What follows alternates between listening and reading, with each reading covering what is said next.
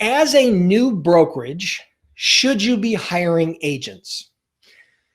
That's a difficult question because in a lot of cases, as a new brokerage, you probably don't have a whole lot to offer experienced agents, meaning, how are you different than established brokerages that are offering an agent program? Now, I'm going to tell you from a personal level, when I first started my brokerage, I ran an inside brokerage with no agents for 3 years, developing our customer base, developing our technology, developing our systems, developing our personnel, developing our niche, developing everything, the billing, the collections, everything that we had to have in order to run a business. So I was doing over $6 million in sales before I ever hired my first agent. Now, by then we had established ourselves in the market, and then we pivoted to the agent business model. Now, I knew I was going to go the direction of agents, but I also knew that there was a lot of things I didn't know, and I needed to build a brand,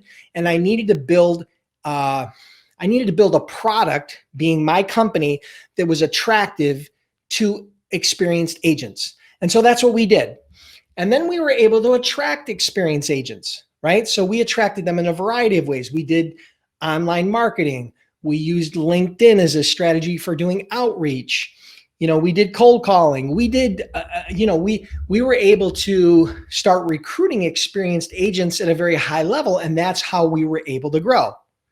By the time I sold that company in 2016, 2015 revenues were over $80 million in sales, and it was all agent-based.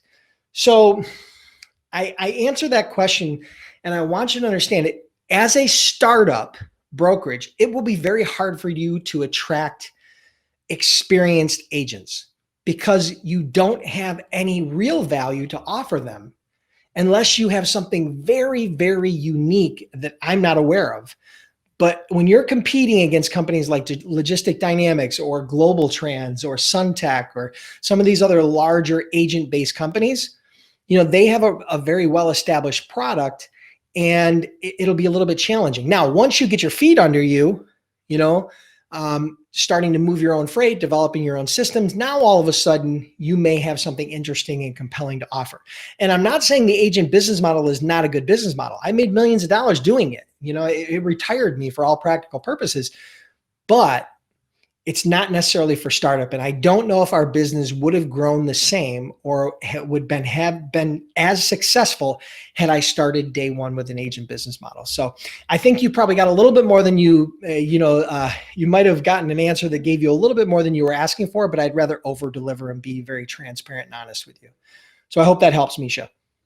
Hey, if you enjoyed this Freight Broker Q&A, make sure you subscribe to my YouTube channel and don't forget to click the little bell to ensure that you get notified every time I release a new video.